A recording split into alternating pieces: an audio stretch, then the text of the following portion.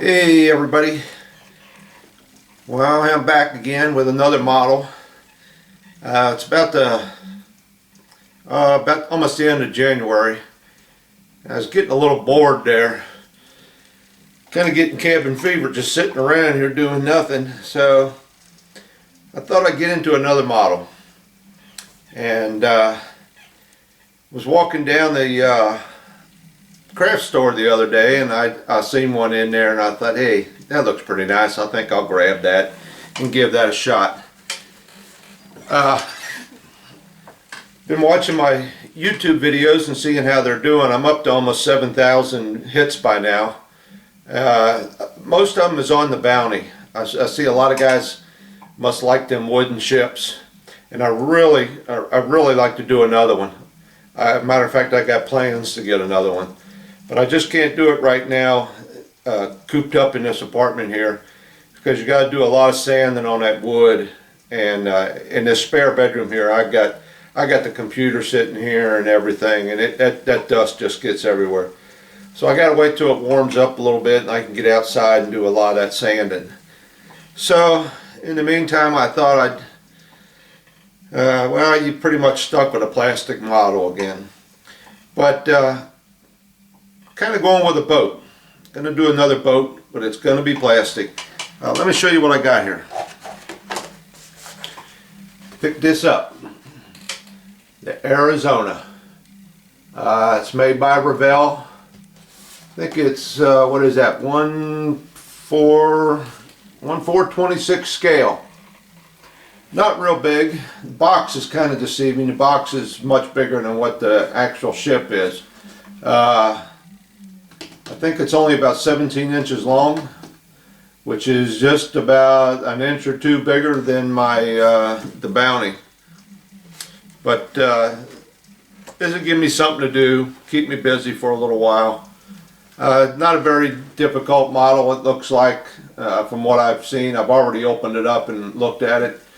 It's only about 150 some pieces, 155 or something like that, I think.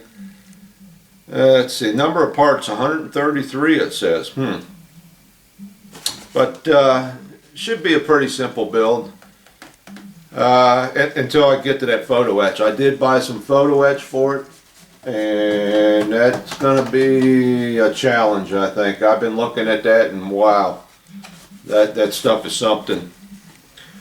So that's pretty much it. I'm just gonna try and keep myself busy for a while till summer gets here. And then I don't know what I'm gonna do. But let me set this box down here and get the camera reset and kind of show you what I got. I'm not gonna do a real good open box review on this one, but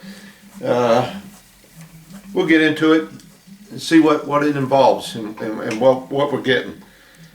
So just hang in there and let me reset the camera. Alright, we're back.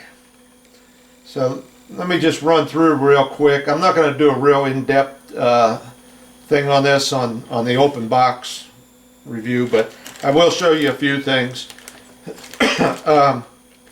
Number one is all the parts, all the sprues come in one bag.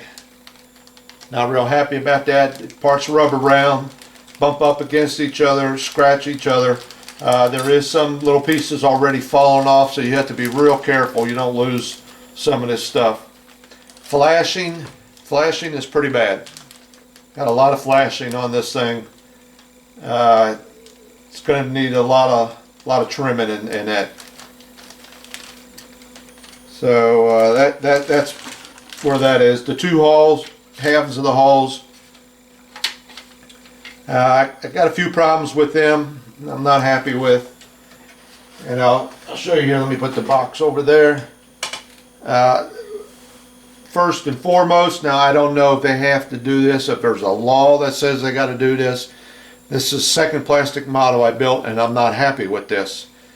But right here on the rear of the ship, I don't know if you can see that if it's showing up, but right about here where my finger is on the rear of the ship,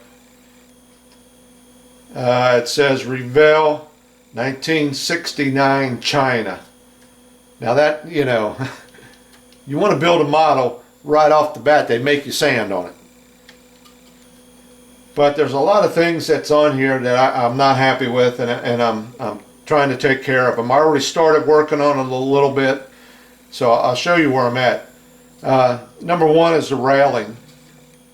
The railing is molded into it. It's already on there. I'm not real happy with that, so that's going to come off. All that railing's coming off. I'm going to use photo-etch for that. I'm in the process of drilling out all of the portholes. Give it a little bit more of a depth. I don't know if you can see them or not, but I'm drilling out all them little portholes. There they are, showing up. I think there's 250 of them. Yeah, I counted them. And I'll show you how I did them. I saved a few of them to show you how I did it. It's real simple, nothing to it. Another thing I'm not happy with is the cables they have. They got molded in cables on the ship. I don't know if you can see them right there. I'm going to sand them down and run my own. So I'll be having to be getting those out. Let's see. That's pretty much it, I guess, for the ship. It's for the hulls itself. The deck. This is the front part of the deck. They had molded in chain up here. I don't know. Let's see if we can get it to show up. Molded in chain. There's a piece of it right there, molded into the plastic. I was not happy with that. So I'm in the process, and if you can see over here, of taking it off. So I took my X-Acto knife and just took my time, started scraping down, then doing some sanding by hand, and eventually I'm getting rid of all that chain, and I will go out and get my own and put on there. If you watched my build on the Bounty, you will see that I go to Hobby Lobby a lot. That's a big chain over here in the United States. It's a big craft store. I'm sure they got them all around the world, craft stores, but you can get chain for making necklaces or whatever. It's in the jewelry department, and they have got just about any size you want. So I'll be I'll be going there and getting some of that. So I'm in the process of getting this chain off the deck and fixing up this deck a little bit. Now, the wooden planks, I don't know how they did this, but the mold is, it's like it's bass-ackwards. Instead of there being little grooves where the planks are, they're raised. So it's you can run your finger across them and feel where all them wooden planks are.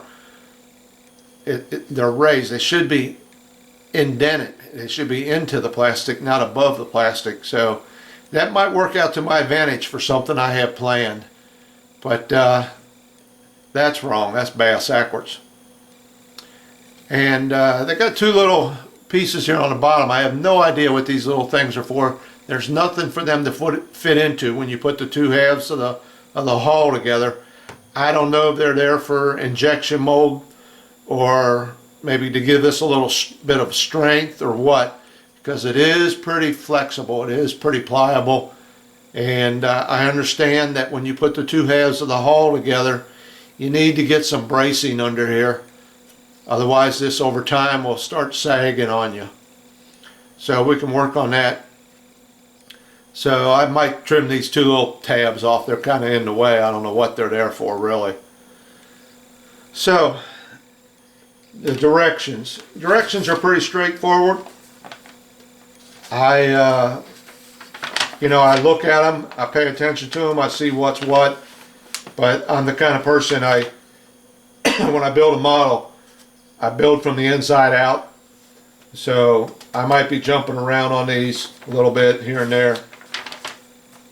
But other than that, they're pretty straightforward. They're pretty simple. Not a whole lot to it.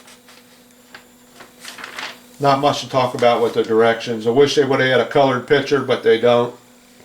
So now, as with my other two models I made, I do the research, and I got to watch what I show you on here because I don't want to violate nobody's copyright.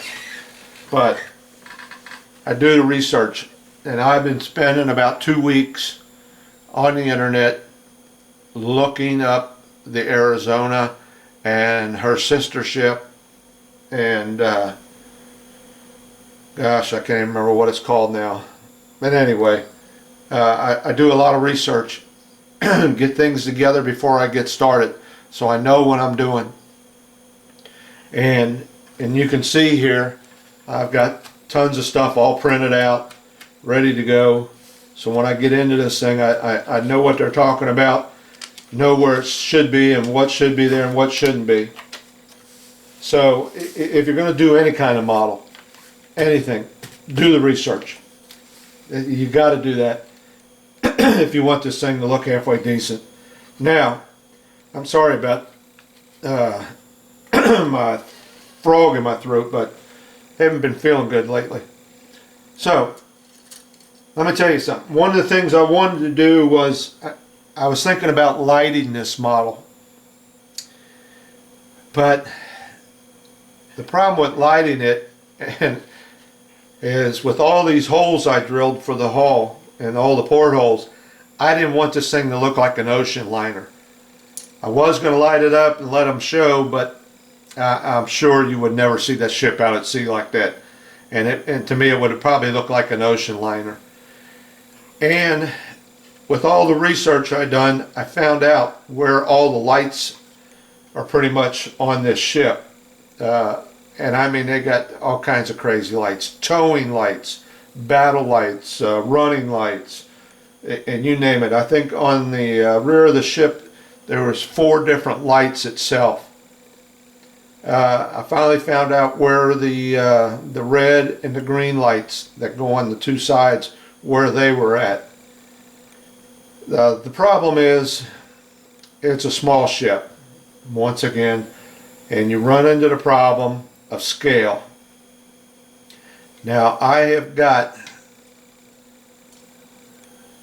1.8, yep, 1.8 millimeter LEDs here.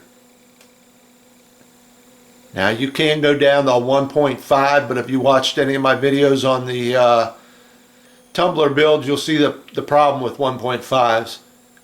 So I got these 1.8s, and I thought those look like they might work, but once I started putting them up next to where they should go on the ship, and I'm just guessing right here right now, I'm not absolutely sure, they should go sort of like alongside this piece right here on one of the decks, and they're not no higher and they're not no bigger than that deck. Well, if you look right off the bat, it's way too big. It's about twice the size it needs to be. So I think we're gonna niche the lighting. I don't think it's gonna work. I would love to do it because I haven't seen one on the internet lit up, even in the bigger scales. I haven't seen one, and maybe someday down the road I get a hair up my ass, I might do another one, do a much larger one, and we will light it up. But with this being so small, it's just going to be too hard to do. It'd be way out of scale. So let me see. I did, like I said, I already went out and ordered the photo-etch. Comes in a nice little envelope. A little bit smaller than I thought it was going to be. Comes in a number 10 envelope. I ordered it from some hobby store, I can't remember what it was, off the internet. I think it was about 45 bucks. And there she is. Nice detail. But I can tell you something right now, that railing is going to be a treat. But I got an idea for that. So when we get to it, I'll show you what I kind of got planned, and I hope it works out. I think it might make it a lot easier working with it. So that's about it as far as the model goes. Like I said, there's a lot of rough edges on it. I expected a little bit more, but you get what you pay for. I think this thing cost me like 22 bucks at the hobby store. I think there's 150 some pieces, so there's not a lot to it. Like I said, you get what you pay for. But let me show you what I've been doing here with these little portholes. So let me put you on hold. We'll get it focused in, and I'll get my little pin vise out. So hang on a second. Okay. I told you I was going to show you how I draw out these little portholes. Now, if you notice, I don't have this glued together yet, the two halves of the hull. I find it a little bit easier working on half of it. You got places you can grab a hold of. You're not trying to grab a hold of the big old two halves that are glued together. To me, it just seems easier like this. You can lay it down. You can get something under here to support it. Especially with all the sanding you're going to have to do, I find it easier just to do it this way. So I have nothing assembled yet, nothing glued together. Now, these portholes. I've got my pin vise here with one of the smallest bits I could find that I've got in my collection. Don't ask me what it is, but what you got to do is, you'll see the portholes and they got little raised edges around them. You get this bit that fits inside that. And that's what you want to draw out. You want to leave that little raised edge around there so that you've got the illusion of a porthole there. Now, I left a few of these here so I could show you what I'm doing. Let me put my my visor on, because these are small. I know this ain't going to show up real good. I tried to zoom in before and it couldn't get it to focus and things. Let me see if I can find a couple holes here. Okay, here's one I got left. There's the hole, and this bit will kind of center itself. It'll fall right into the interior of that porthole, that little hole you want to draw out. You'll feel it kind of center itself. Keep it at a 90-degree angle and just drill away. Now, this plastic is kind of thin up around this area, so it don't take a whole lot to get through it. And there I am, through. I like to give it a couple ins and outs there to ream it out a little bit. Now, the hardest part, which took more time than any, was turning it over and cleaning off the back sides. You can feel kind of rough back here. But what I would do is take my hobby knife and just kind of scrape over it, knock down some of the high stuff, and then take the pin vise and maybe run it through the back, and then look around the front, look in that hole and see if it's cleared out. If not, go from the front again. Real simple, nothing to it. Like I might have told you before, around 250 holes I drilled. Took me about 2 hours, and probably half hour of that is trying to clean them up from the back. So let me find another one here. Real simple. Just find a porthole, center that in there. Like I said, it kind of falls right into that spot that you want to draw out. And just drill away. I don't know if we're showing up there on the screen or not. There you go. Simple as that. Now, this railing. Let me see if I can get this to zoom in a little bit. Let me put my other glasses back on. See if I can get this to zoom in. There we go. Okay. Now, this railing all up along the edge here. I talked about has to be removed. Now in the railing itself, you can see right here is one. Let me see, there was another one here somewhere. But But that's a life buoy. There's another one down here, a life ring, whatever you want to call them. And also the cleats where they tie up the ship with. These are all molded into this railing. Now, if you take the railing off, you're going to lose all that. Now on the photo etch, see if it shows up here. On the photo etch here, you can see right up here, those are the cleats. So they got the cleats in the photo etch, but they don't have the little life rings, and that's no big deal. Like I said, I can go to the hobby store or the hobby craft store and find some little rings that'll fit that perfectly. I know they got them, I've seen them. So I'm not worried about that stuff. Now this railing up here, it's really thin. You can probably almost see through it. I don't know if you can see that shadow of that pin vise behind there, but it's real thin plastic up in there. So it won't take much to get this off. Now, one of the things I noticed, that once that comes off and you put your ship deck on here, get this in, if I'm in perspective, wrong side. You put that ship deck in there, that now is going to be flush with the side of the hull. So the deck and the hull will be flush. And everything I have seen on the internet is that is incorrect. There should be a raised area right here. One of the guys on the internet called it a gutter. And it kind of makes sense. If you got something laying on the deck and a wave comes along, you don't want it to be washed off the deck right off the bat. So they got a small area. Looking at the photos, I would say probably in real life it's probably about a 6-inch high rim along there. It's not very high, but it's there.